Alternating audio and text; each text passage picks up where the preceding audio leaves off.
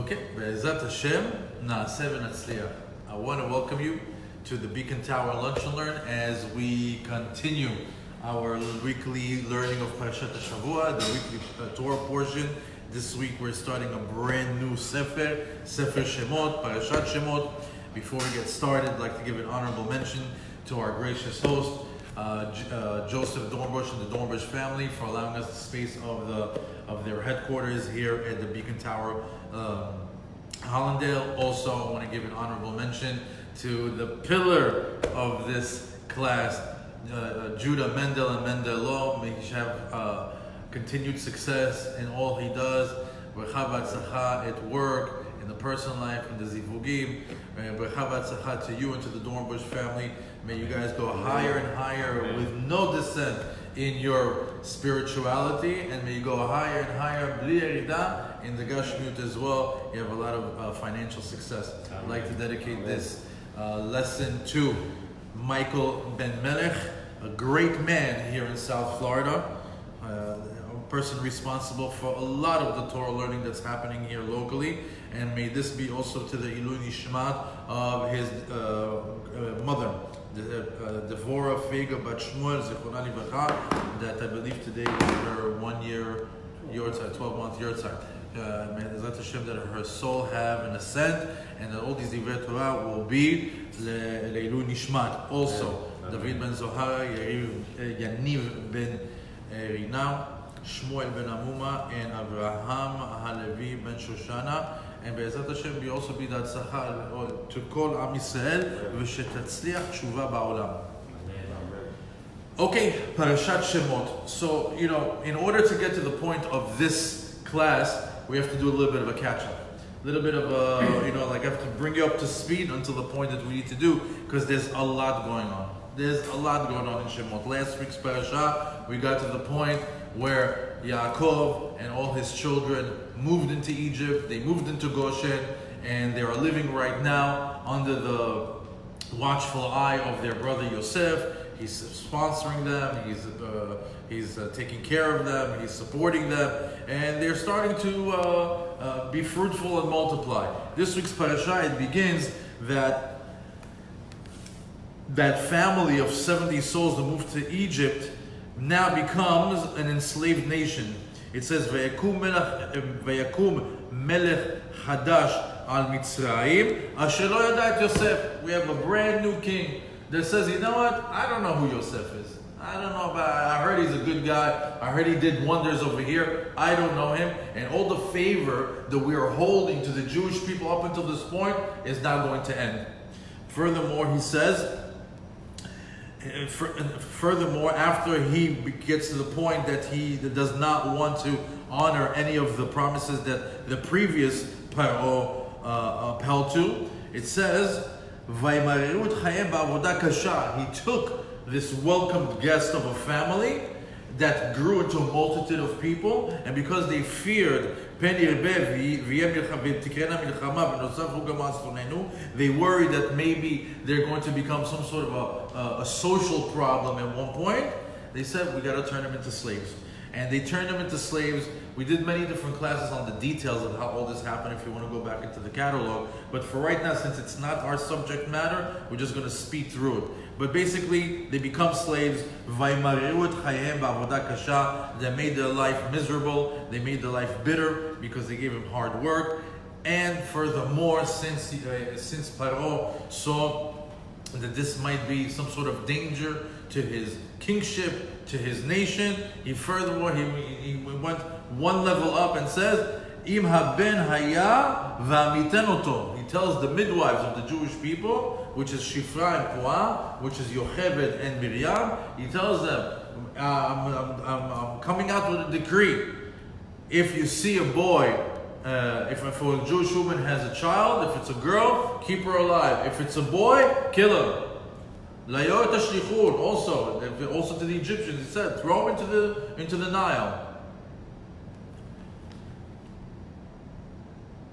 And since there was this decree, we see that now it's very tense, very socially tense in Egypt to be a Jew. many years have evolved this relationship to where right now they are the workforce of Egypt with no pay. They want to diminish their quantity of the population by making sure that the boys are killed, so they're not going to be able to procreate and bring more children into the world. And we're faced with the introduction of Moshe into the world. And we have Vayelech ish mi bet Levi v'yikach et bet Levi. Over here it talks about Amram and Yocheved. Vatahar ha'isha vatelet ben. She got pregnant, she had a boy. Vatere oto ki tov hu. She saw that he was good. Vatitzpenehu shlosha yerachim. And she hid him for 3 months. Hid him from what? The Egyptians would go around and say, hey, you're pregnant, it's 9 months, where's your baby? So what she did actually is Moshe Rabbeinu was a preemie. She gave birth after 6 months. And for 6 months, what she did, she hid it. But when the 9 month came and the Egyptians started to come to the house and be like, hey, where's your baby? You were pregnant a few months ago. That was the time when she decided that she has to now hide him. And begins the story of Moshe Rabbeinu. She couldn't hide him anymore. She took for him a basket and she put in it goma. She put in it black tar. She put tar in it. Bezefet. She put the child in it, which is Moshe Rabbeinu, and she put him into the Yaor to float away. And his sister stood from afar, to see what would become of this floating basket, this floating Moshe Rabbeinu on the Yaor.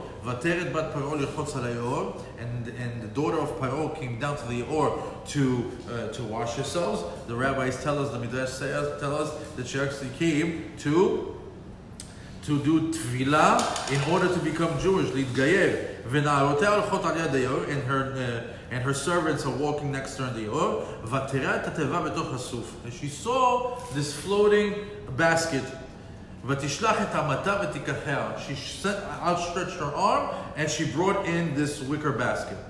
And the Midrash says over here that her arm stretched out 40 amot. It's like I'm telling it from here to the other side of the room.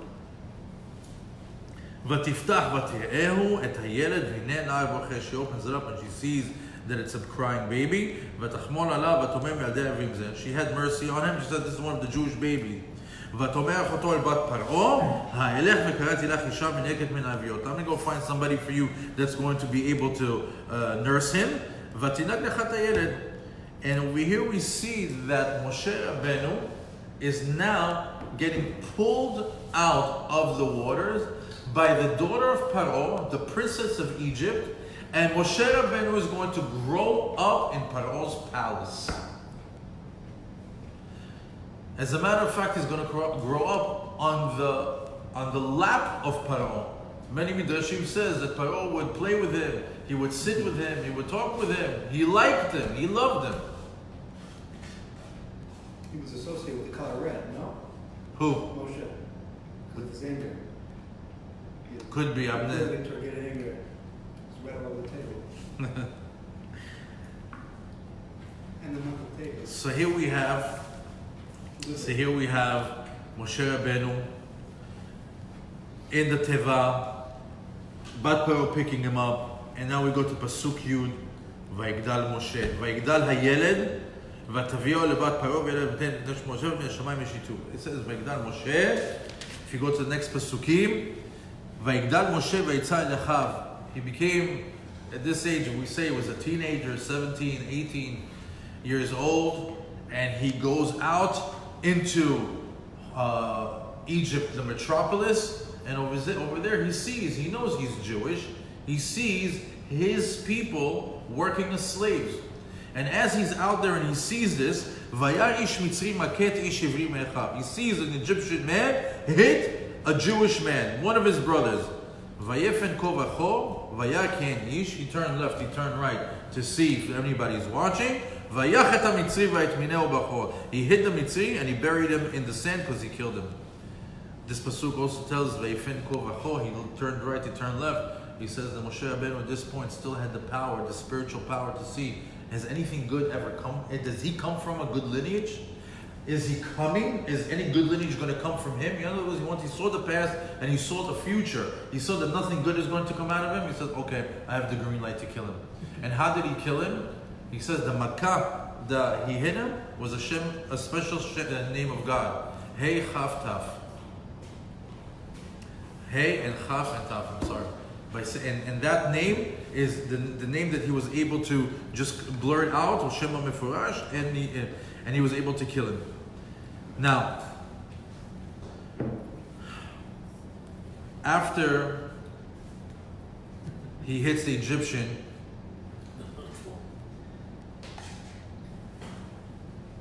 וישמע פרעה את הדבר ויבקש להרוג את משה. Paro heard of this and he says he wants to kill Moshe. What happens? ויברח משה מפני פרעה. Moshe ran away from Paro.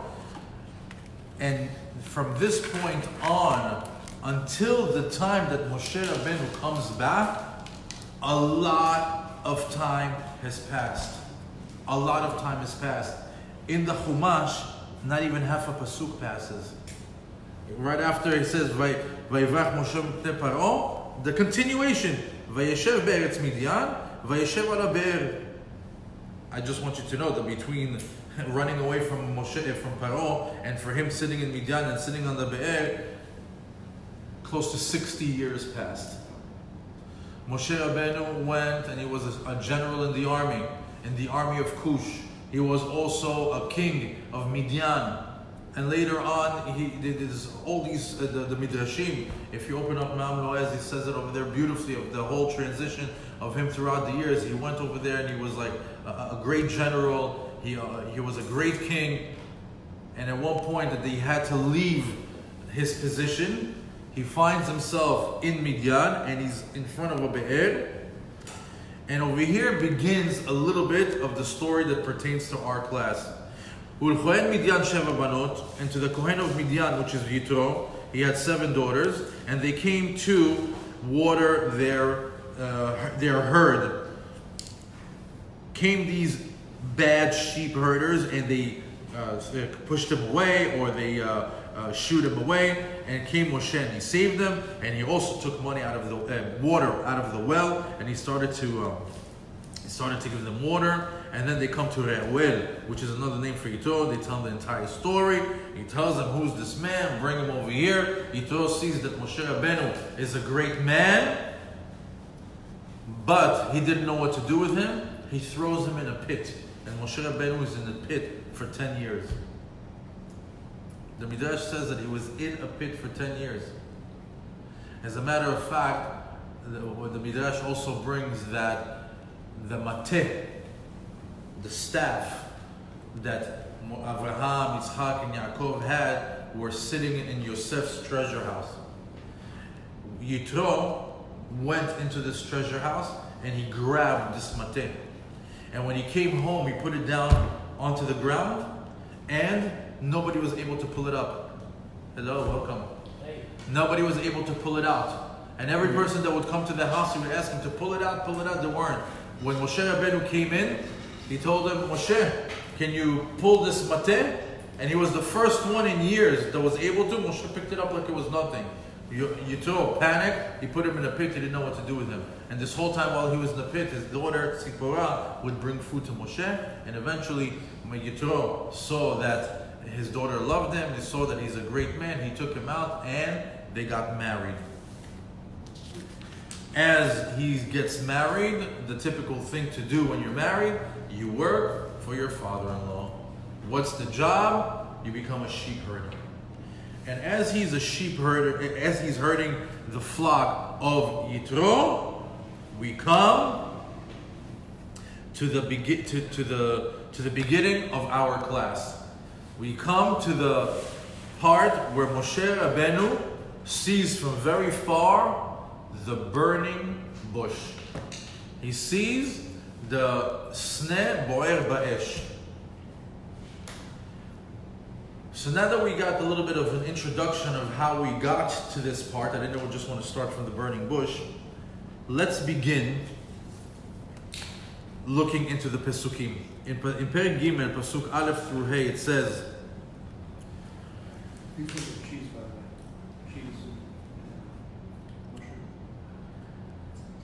that Moshe was the Ro'et son of Yitro, and he sees, and he comes to Har HaElohim. He comes to a special mountain that is called the Mountain of God. The Mountain of God has a different name. It's also known as Har Sinai. It's the same mountain. Moshe Rabbeinu is right now in front of this mountain. You see it in Saudi Arabia? I did. Video? Very cool. Protecting this guy, blackened.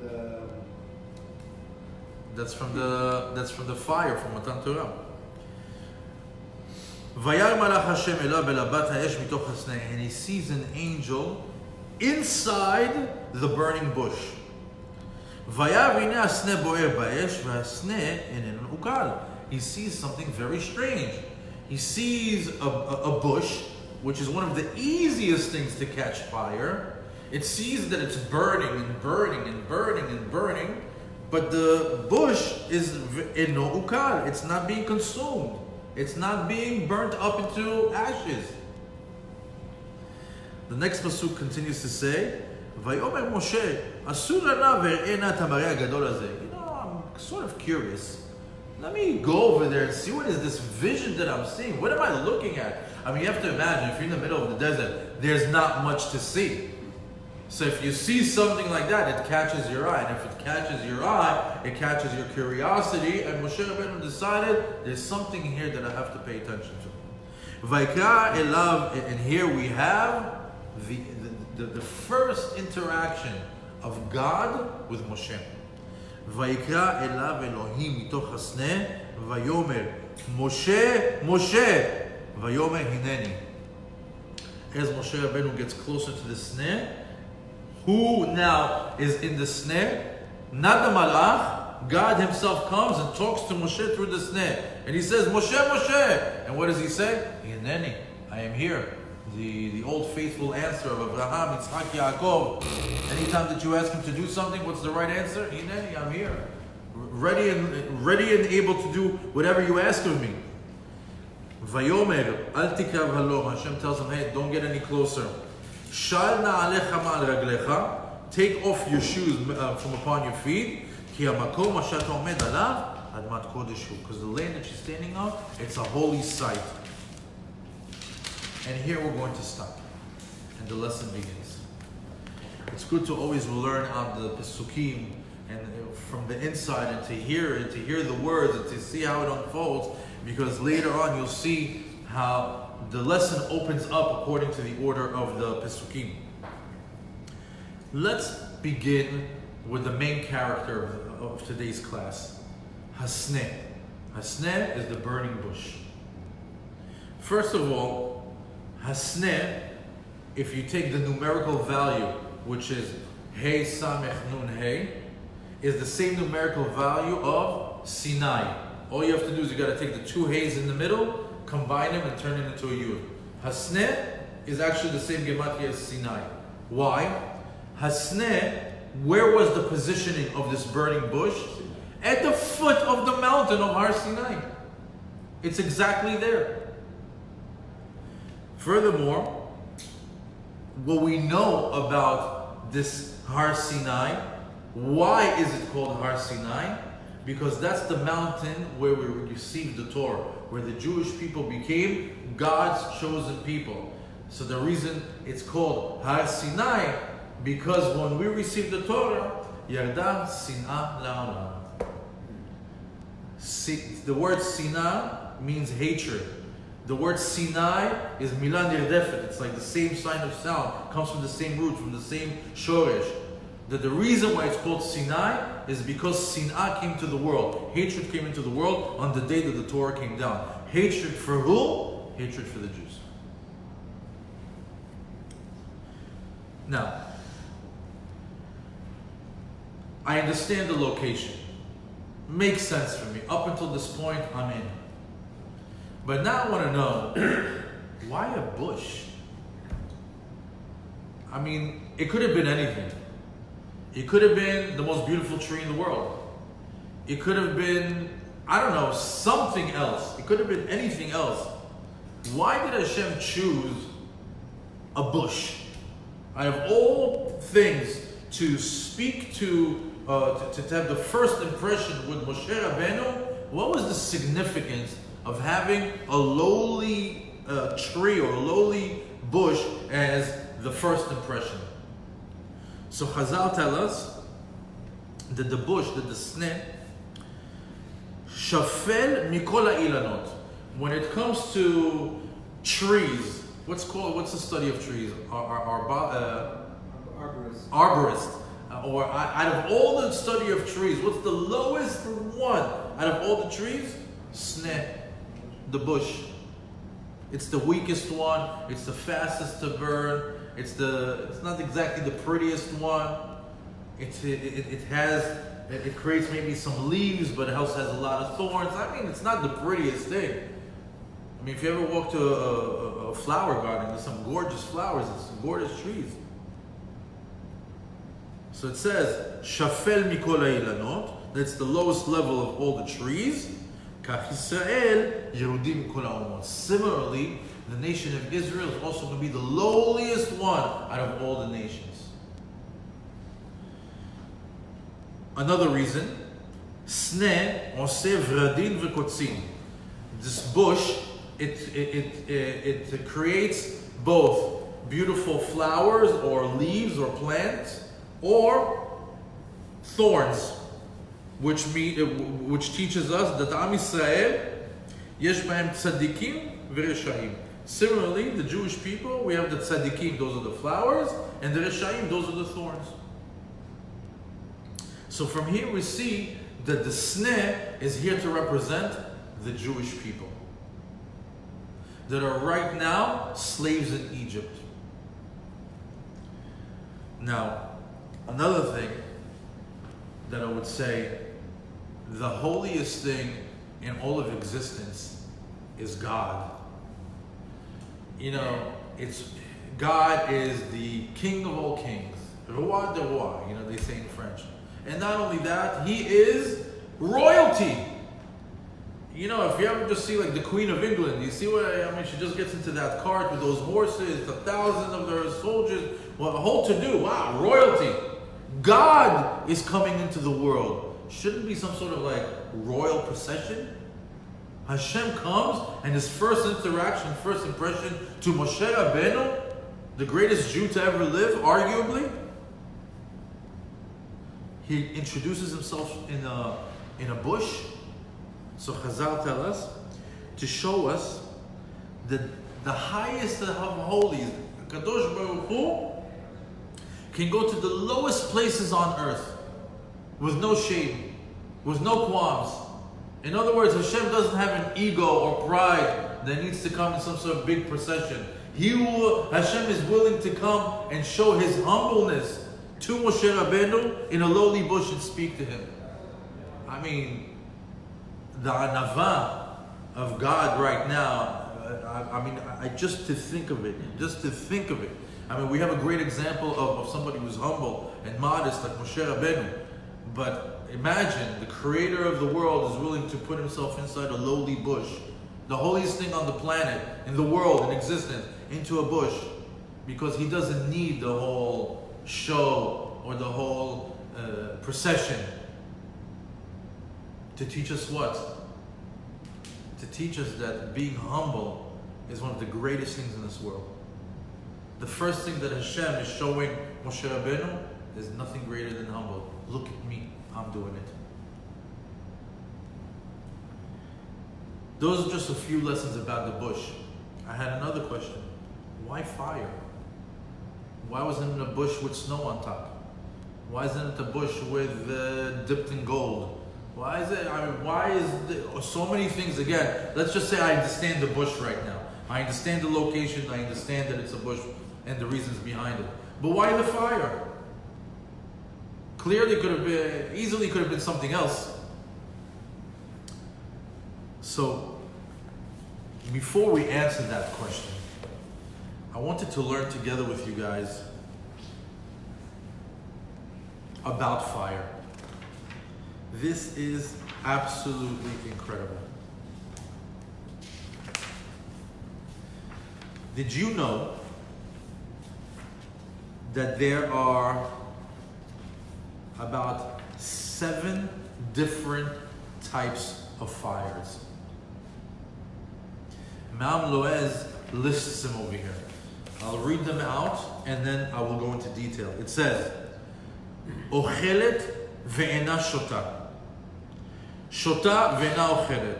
Ochelet ve'shota. Esh ochelet lach ve'yavesh. Esh docha esh ocheret. Esh האוכלת כל האשות, האש שראה משה. Number 1, אש שהיא אוכלת ואינה שותה. This is the common fire that we have in this world. It's a fire that consumes. However, it's able to be put out by water. Right? That's the most common one. Fire that consumes, burns, but we are able to put it out with water.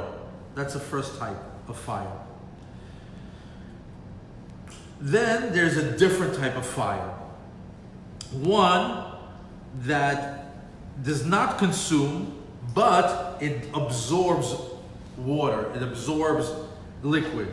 And that's the heat when somebody is sick. When somebody has a fever. Did you notice what that fire causes to a person? It's a fire that consumes the liquids. However, it's a fire that doesn't burn. So that's the second fire that's available in this world, is a fire that's within the body. We call it a fever. That fever takes away all the liquids, which is the opposite of from the first one that we learned. However, it's not able to burn. Number 3, Esh ochelet v'shota. This is a fire that has the power to burn and also to not be affected by water.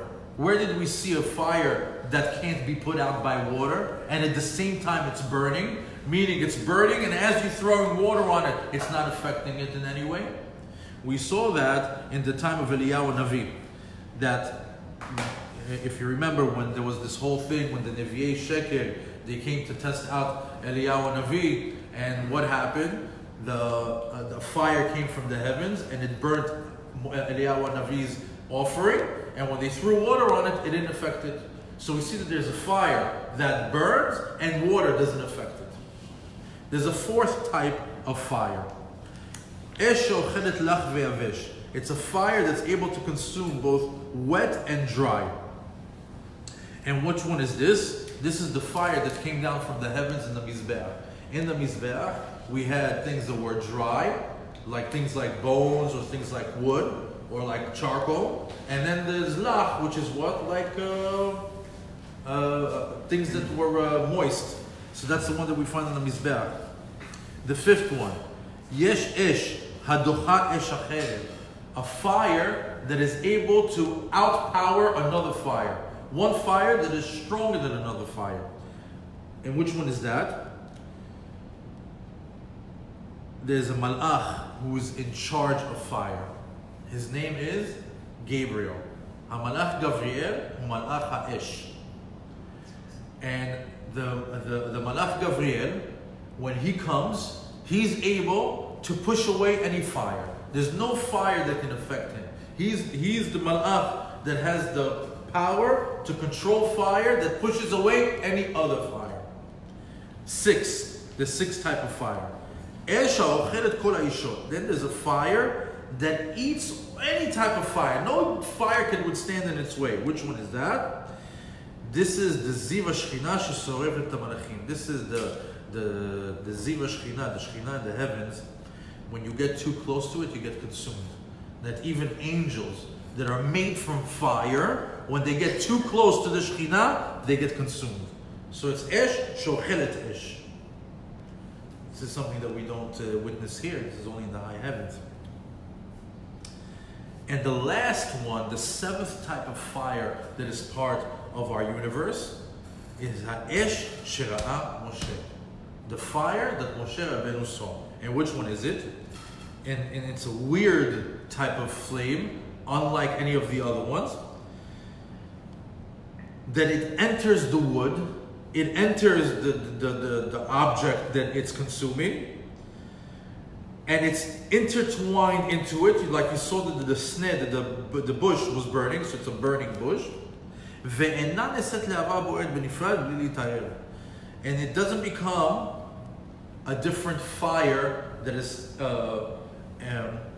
separate from it. So in other words, you would think that the bush is here and the fire is like right next to it, not touching, like as if they're separated. The Midrash is saying no, it's actually intertwined. The fire is intertwined with the wood, and it's not burning. That's the strangest one of all. That's going against all physics, all the teva that we're living with.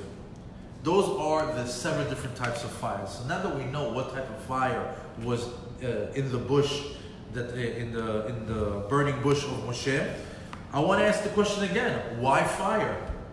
Why did Hashem choose fire to be the element that is going to be on this bush?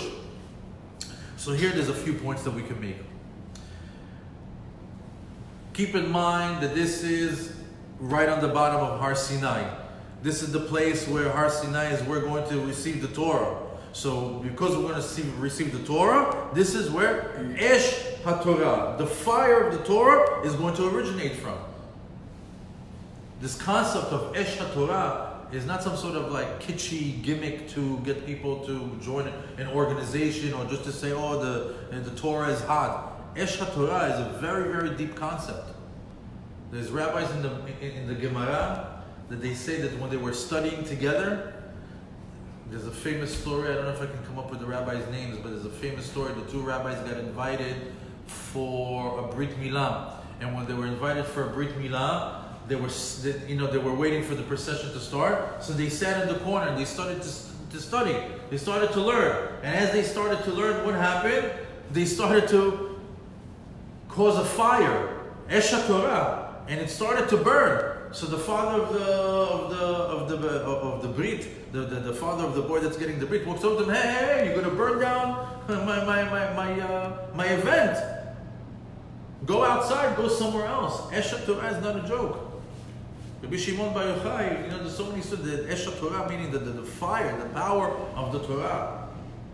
And because it was going to come down from this mountain, the significance that the fire of the Torah is going to be here as well. Not only that, HaKadosh Baruch Hu wanted Moshe Rabbeinu to get used to it a little bit. He says, get used to this burning bush, because in a little bit you're going to be back here with all Am Yisrael. We're going to be on top of Har Sinai, and boy, you're going to see a show. Why? You're going to see fire and lightning, and as our good friend Judah told us, that on top of the mountain was a little bit charred. From what? From the fire, from the lightning. So he says, get used to this little bush, because soon, share it with us on the group. Also, Esh HaTorah. What's Esh HaTorah? Esh HaTorah, that is the fire of the Torah, is another thing that you have to understand. Since we're talking about the Torah, Torah is a flame. We have in us a spark. God gave us that godly spark. What flames that spark for it to become like the logo of Breslev? That big. How does it become that? The Torah, Esh HaTorah. The more Torah you put inside of you, the more the spark becomes bigger and bigger, and becomes a fire. However, you have to be careful, because fire has 2 sides to it. Fire can warm you up when it's cold. Fire can be used to cook food. Fire can be good, but fire can also burn if you're not using it properly. If you put your hand into the fire, if you put God forbid, if fire goes in the wrong place, it can cause a lot of destruction. So the fire of the Torah has the same power. You have to be very careful. You can bring the fire of the Torah into your home, and it could be an amazing thing. It could warm up the house. With all of a sudden your midot are better. Your characteristic becomes a little bit more refined. You have more manners. The way you're interacting with your wife and with your children and with the people, or in business, or with your friends in general. What a warm and fuzzy feeling again. The warmth of the Torah, Esh HaTorah. But unfortunately, sometimes people that discover this beautiful Esh HaTorah, how do they go back home? With a flamethrower. make a bracha. What are you doing? You're not keeping Shabbat. You can't do this, can't do that. Hands up, don't touch, don't move. And it becomes, and not only that, you start to look at people that don't keep. People that come back to the Chazer B'Tshuvah. What happens? All of a sudden, everybody doesn't keep. Oh, it's a bad guy. That's them. Oh, he doesn't keep the Shabbat. He doesn't keep Shabbat. Don't tell him to come over. Oh, you know what? He drives on Shabbat. Oh, he has tattoos. Oh, the guy he doesn't have peot. I don't want him in my house. Oh, excuse me. Last week you were that guy. So you discovered Hashem. Beautiful. You discovered Eshet Torah. Beautiful. But not to excommunicate everybody else that doesn't look or feel like you. So in other words, Eshet Torah, there's ways where it warms, ways where it burns. You have to be careful with the fire of the Torah. Also, fire typically consumes all that's in its path. Look what's happening in Australia. It's like a fire that can't stop. Or sometimes we see in Los Angeles, it's very dry, the desert, very strong sun, some foul place sometimes, and you see, it's like you can't stop. Because why? The fire consumes. The fire eats. Anything that comes along its way. If it's wood, if it's metal, if it's plastic, if it's food, if it's animal, if it's humans, it eats, right? And whatever is in front of the fire becomes part of the fire. Similarly, is the Torah. Torah consumes a person to the point that he feels connected. In other words, if the Torah is the fire and I get into it, the more I get into it, wow, it's beautiful, it's sweet. And you get so into it, like the Baalei Teshuvah, they get consumed by it. All of a sudden, what do? They become part of it. Them and the Torah become one. The fire of the Torah consumes you as you become part of it. And then it just becomes like one big ball of a bunch of people that are all Eshet Torah.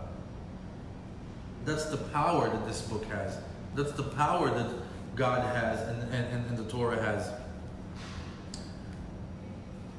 And that's what links you directly to Hashem, who is the source of all this. So the minute you get closer to the fire, eventually you're going to get consumed, but in a good way. In a good way. So now that we understood a little bit why the location, why the bush, and why fire, my question is now, why the bush and the fire? Why the burning bush? Not only that, it says over there,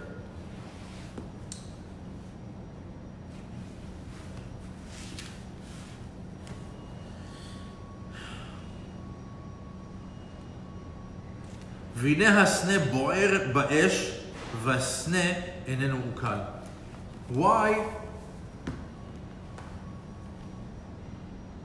Why does it say that it's bo'er? Why doesn't it say that it's nisraf? Right.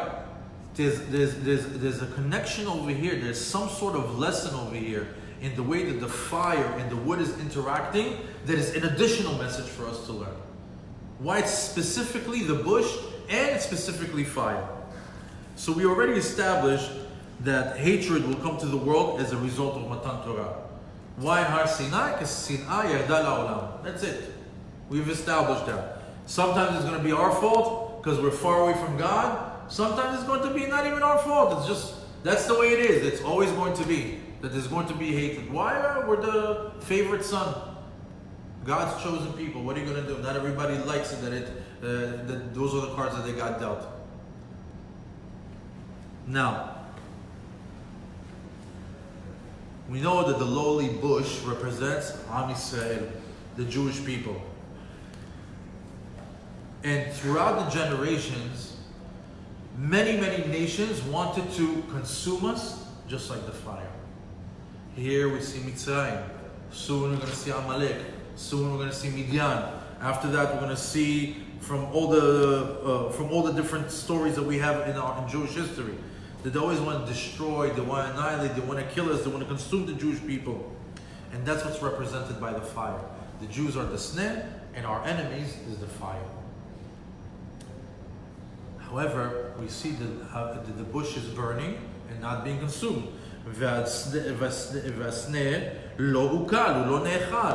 And to get us, it's not being consumed. What is this teaching us? That similarly would be the Jews' fate. HaKadosh Baruch Hu telling Moshe Rabbeinu, there's a big lesson over here in this, hi, hello, nice to meet you.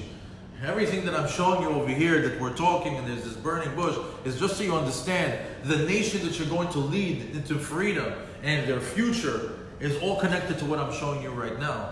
There's going to be Egyptians, there's going to be Amalek, there's going to be Midianim, there's going to be crusades, inquisitions, blind libels, Holocaust, there's going to be terrorism, there's going to be anti-Semitism. There's always going to be the fire around the Jews.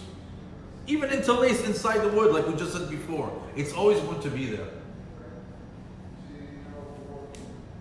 However, this burning flame that represents the evident danger that will constantly surround us, and we won't get hurt. We know this very clearly in the Haggadah. What does it say in the Haggadah? Shebechol dor vador omdim alenu lechalotenu. That every single generation, there comes some sort of enemy that rises up and swears and vows and wants to annihilate us, destroy us, kill us, constrict us, whatever it is that they want to do to us. VaKadosh Baruch Hu matzilenu me'adam. And God Himself rescues us from them. In other words, it's a looping story. It's a looping story. This burning bush, this bush consumed by fire, is a symbol of the Jewish people. It's the symbol of a lowly nation that will constantly be surrounded by enemies, but they will never get hurt. We will never get hurt. Why? HaKadosh Baruch Hu matzilenu me'adam. And that's why as Jews, if you understand that, you should have no fear. You should have no fear. The only time a person should fear is if he sins. Why? You sinned. That's it. You made yourself vulnerable. You made a sin. There's going to be some payback, one way or the other, whichever way God sees fit. A person that doesn't sin, he has nothing to fear. Hashem is protecting him at all times. Not only that, the first interaction that Moshe Rabbeinu has with God, he tells him, listen, this is what's going to be through the ages. I got you. I'm going to be with you. I'm going to protect you. But it's going to be an evident danger in every generation. As a Jew, living right now, quote unquote, in danger, anti-Semitism on the rise, Iran is talking, terrorism, whatever's going on in the whole world, current events, it's very comforting to feel that I don't have to worry. It's very comforting to feel that I should have no fear.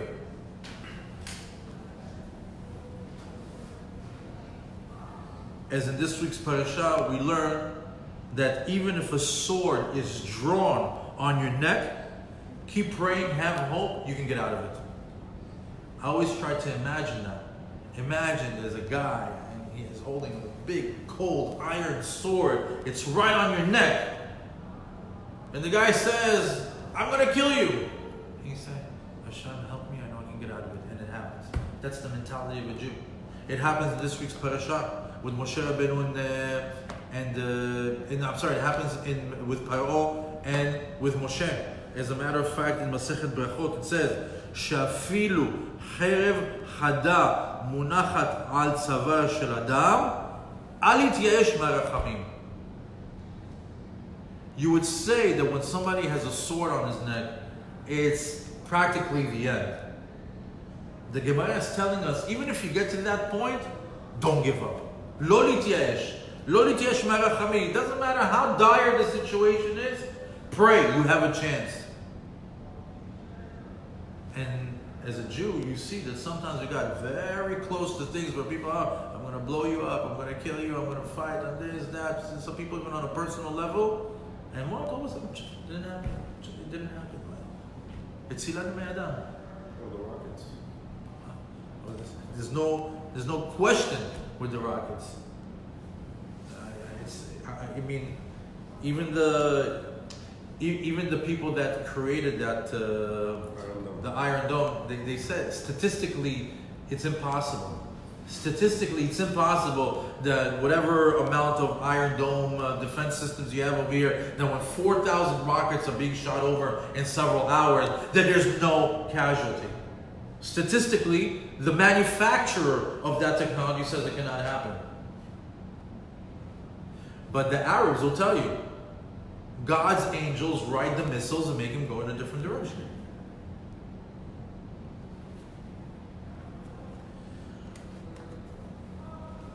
It's a very strong lesson to learn as a Jew. That we're probably going to always be in a hostile environment because of our religion. We're probably always going to be in a hostile environment somewhere in the world, or someone in the world is not going to like us because we follow the book.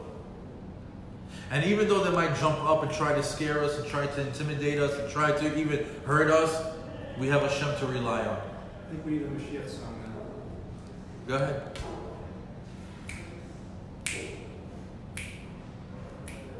There's a couple of other very strong lessons that we can extract from this parasha that is very, very important. You always want to walk away from the parasha with something that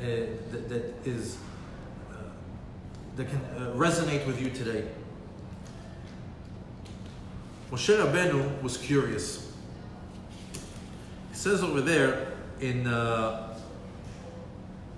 Pasuk Gimel, "Vayomer Moshe asur anav eret hamareh hagadol hazeh." He says, you know what? Let me go over there and see what's this miracle that I'm looking at me, this vision that's in front of me. And he says, "Madua lo yiv'ar hasneh." Over here we see that Moshe Rabbeinu was curious. He sees the burning bush. Curiosity. What is that? I want to come and take a look at it.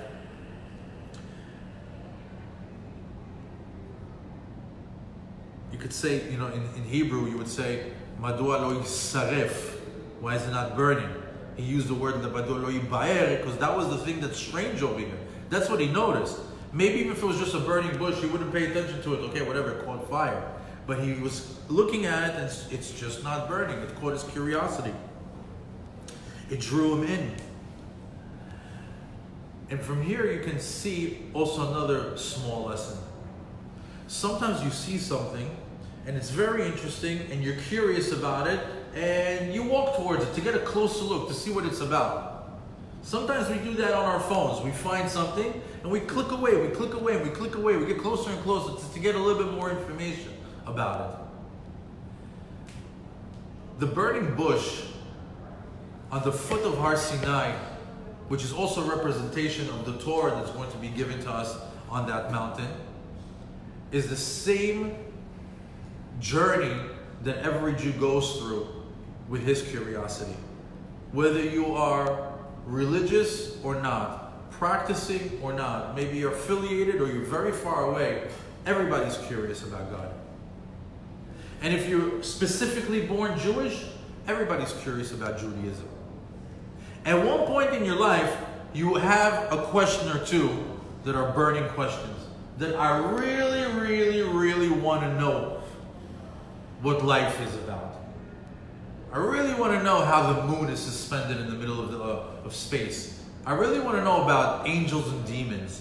I really want to know about heaven and hell. Does such a thing exist?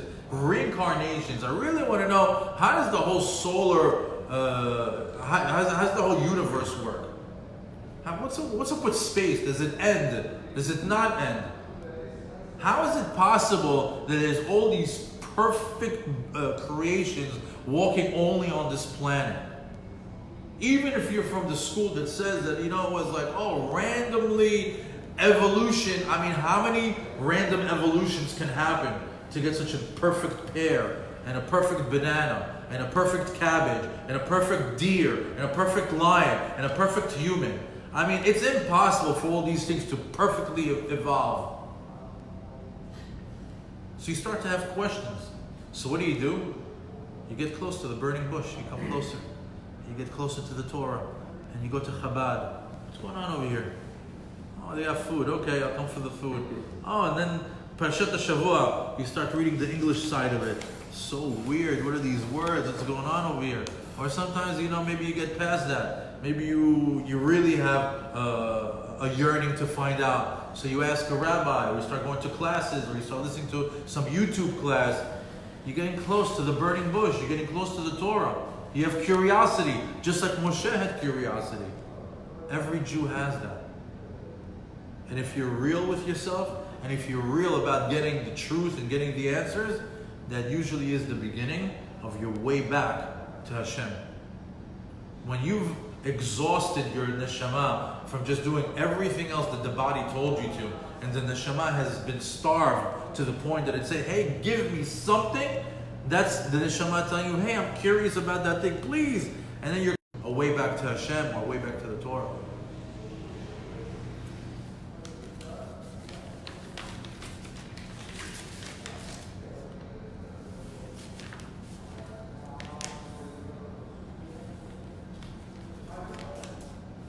At this point, when Moshe Rabbeinu is curious about the sneh, and Hashem speaks to God, and Hashem speaks to Moshe, and he says, Moshe, Moshe, and Moshe says, Hineni, something very, very interesting. These again, I guess, the first moments with God. First moments with Moshe. This next pasuk is very interesting. It says, Vayomer al tikav halom. He tells them, don't get any closer. Shal na'alecha me'al raglecha. Take off the shoes from your feet. Okay, we could say it's a holy place. Because it's a holy place, take off the shoes. Ki hamakom asher ata omed alav admat kodeshu. Because the place that you're standing on, it's a holy piece of land. So on this pasuk of Shal na'alecha ma'al raglecha, there's a beautiful lesson to be learned over here. Because again, what's happening over here on a pshat level is one thing. You have to understand that there's many different layers to what's happening over here.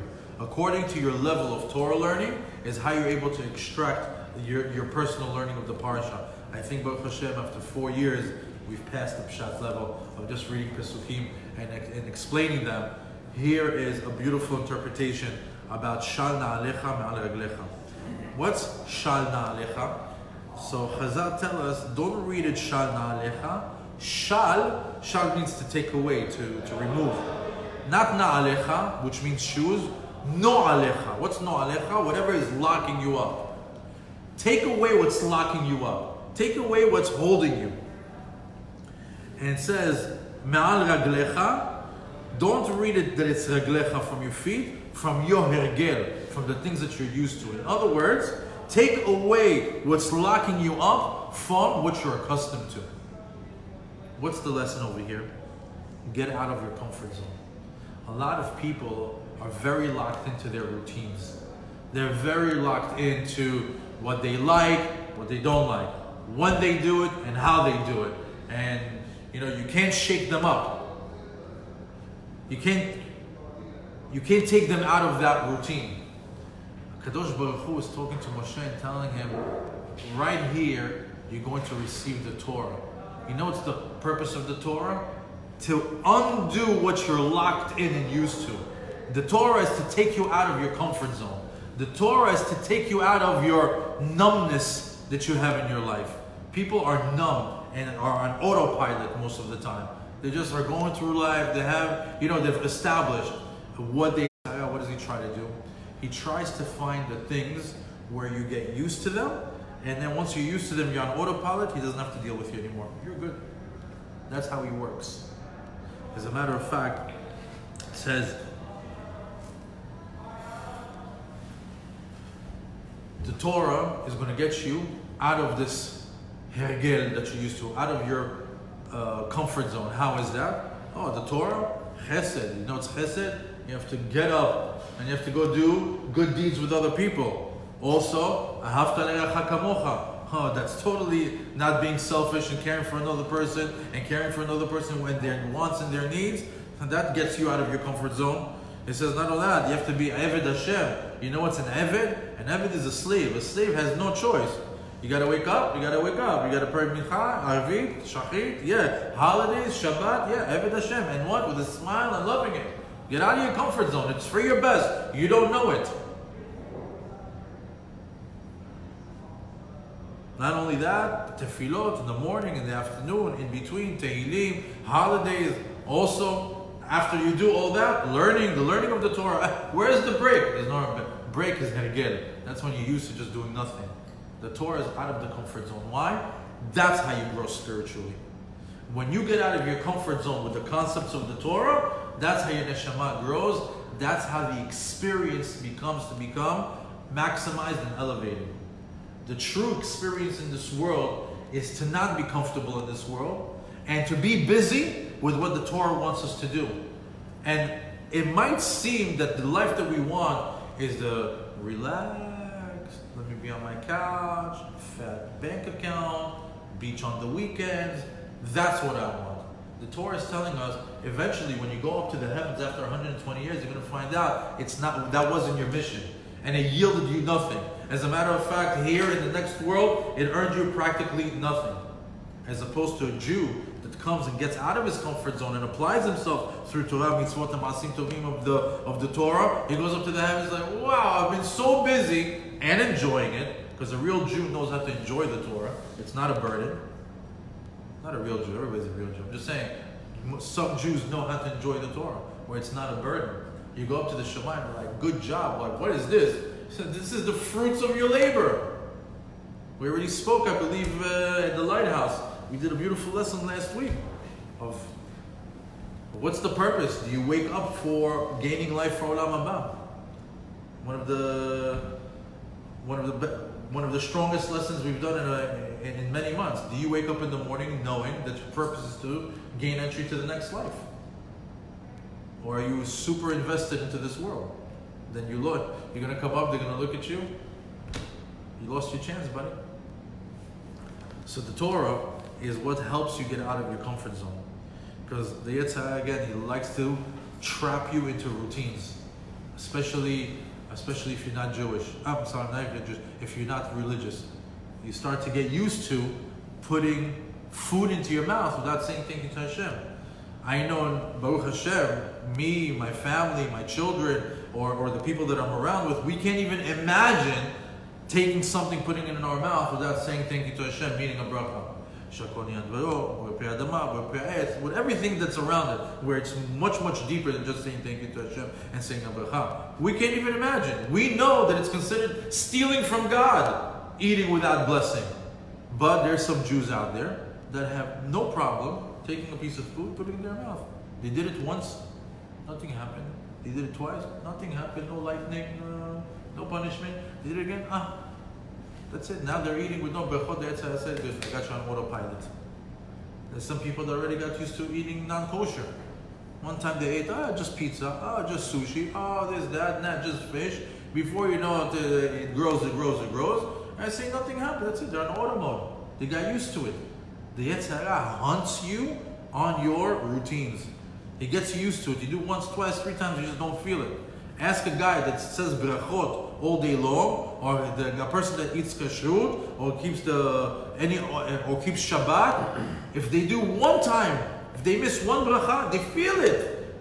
They eat one thing non-kosher, they beat themselves up. Not keeping Shabbat, oh my God, they won't sleep for a week.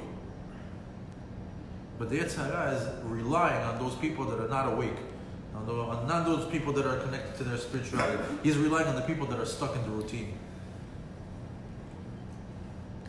The Yetzer Hara also likes to convince you that you can't be holy. That's the best thing. He always says, the guy who's religious, that's the guy in shul. The beard, the hat, the guy that went to yeshiva from the age of 5. I just recently enjoyed listening to some Torah classes. I just recently found a shul that I like the guys over there. The rabbi is pretty funny. I go there on Shabbat to hear his sermons because he's a comedian. But you want to tell me that I can be holy? Come on. The Yetzer Hara has got you convinced that you can't be holy. He's going to tell you, what do you think? You're Moshe Rabbeinu in the burning bush? Relax yourself. What are you getting all excited? So the second part of the pasuk answers that for us. Remember, he says, "Shal na'alecha ma'al raglecha." Take away the way you're locked in on your things that you're used to, that you're accustomed to. Why? Beautiful explanation. כי המקום אשר אתה עומד עליו, אדמת קודש הוא. Because the place that you are standing on, meaning not just here in Har Sinai, wherever you are, wherever you're standing, כי המקום אשר אתה עומד עליו, right now, קודש הוא. Anywhere you stand could be holy. Anywhere that you are, you can be holy. You don't have to be like Moshe Rabbeinu in the middle of the Sinai desert in a burning bush in order to have this experience, in order to feel connected to God. Hashem says, no. כי המקום אשר אתה עומד עליו, אדמת קודש הוא. Anywhere you are, you're standing, it's a holy place.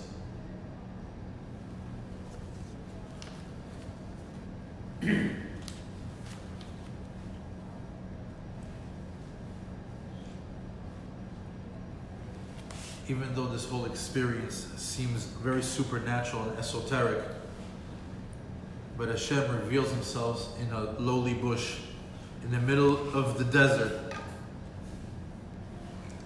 signaling to us in this first encounter several things, and with this I'll conclude. There will be sin'ah in the world. There's going to be hatred in the world for Jews. And it comes to the world from the fire of the Torah, Esh HaTorah, that came to the world. The nations will want to consume us like fire. But we know, lo ukal, we will not be consumed. We will also withstand the test of time. We've seen it. Many other civilizations have come and gone. Many of them that were bigger than us, stronger than us, who were destined to be forever, have come and gone, and we're still here. And we will stand the test of time. And it's important to be humble. The first example, the first side that Hashem is showing Moshe Rabbeinu is anava.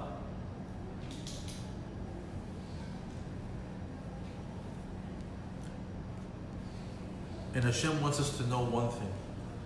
There's a concept that says, Imo anochi batzara. I am with him when he's in trouble. This is referring to the Jewish people when they were in Egypt.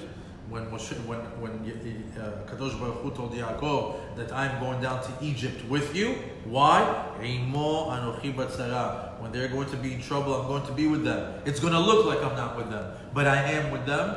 But this applies for all generations from here on. Imo anochi batzara. I will always be with the Jewish people when they're in trouble, even if it doesn't seem like it, even if it doesn't feel like it. Hashem is always with us. We see this in history and very much nowadays. After this, Moshe Rabbeinu doesn't believe that the Jewish people are going to listen to him. Doesn't believe that they're going to allow him to come in and rescue them. He didn't believe in his mission. He didn't believe in himself. He didn't believe in the whole story. And as a matter of fact, the Kadosh Baruch Hu says, my children, they're ma'aminim, they're believers, sons of believers. And because he spoke Lashon Hara on him, what did he do? He gave him tzarat. We know that the Lashon Hara gives what? Leprosy. And then he took it away. And then he took the mateh, and he told him, throw it onto the floor. He says what? He says the mateh is made from wood. Etz hi lamachzikim ba. Etz chaim hi lamachzikim ba. It's a tree of life to those who hold on to. He told him, I just showed you the bush. Now I'm letting you know, this bush is going to grow up to be a tree. Which tree? Etz chaim. What's Etz chaim? The Torah is called Etz chaim. Etz chaim hi lamachzikim ba. Anybody who holds on to the Torah gets life. It's the tree of life. He says, when you're holding on to the tree of life, when you're holding on to the Torah, you're going to be successful. You let go of the Torah, what happens? The snake comes for you. The snake is coming for you. After giving him all these lessons, Moshe Rabbeinu finally obliges to go and start the mission of being the leader of Am Yisrael. Why the burning bush? Because we are the burning bush. And why is Moshe Rabbeinu was so curious about it is the same way that we're curious about it. We live in a day and age where the scales have tipped. Not too many people are in the ways of Hashem. But I can tell you how the positive way of seeing it. Maybe we have 70% or 60% that are not in the way of Hashem. But I'm going to flip that statistic and say there's 60% of people that are curious about Hashem. And all they have to do is to get closer to the burning bush. And over there they'll be able to get closer to the tree of life. Hashem barech atkhem, sameach atkhem. Have a great rest of the week and a Shabbat Shalom.